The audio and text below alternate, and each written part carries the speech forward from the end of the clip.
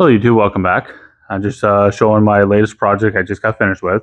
I've always had this weird idea of building a tall Gothic grandfather clock, and I wanted to find some way of incorporating something into it. And I just, for years I just didn't really know what to incorporate into it, and it just kind of hit me one day.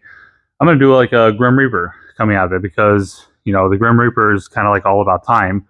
When your time is up, it's a clock. So I felt the two together would make a great combination. So I started off with an idea, went online, looked at a bunch of pictures of some grandfather clocks to kind of get some styling ideas, down to stuff like, like the spikes, the curved style roof, the little columns right there, trims, casings, that kind of stuff.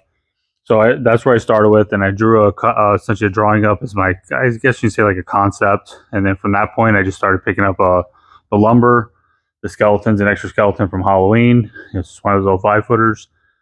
Picked up a few other little items like the light bulbs that kind of give it like the fire, the realistic flame kind of look, and got started on it.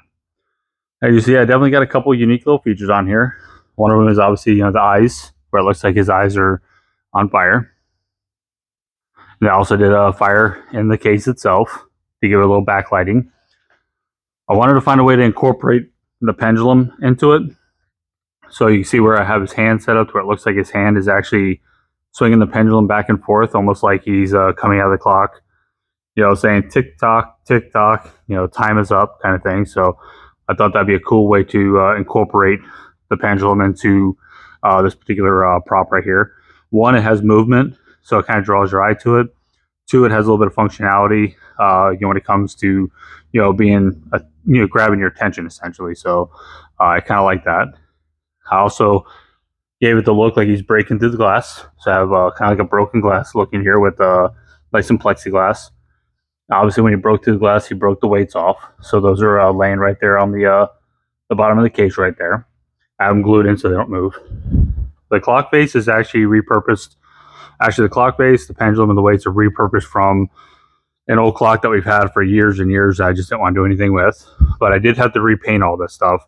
I wanted to find a way to make the clock face area right here kind of tie into everything else. So I did kind of like an aged gold, where it's kind of, a little bit of black and gold. So the dark color of it kind of ties into the dark staining a little bit, and the gold would tie into like the pendulum and the weights again.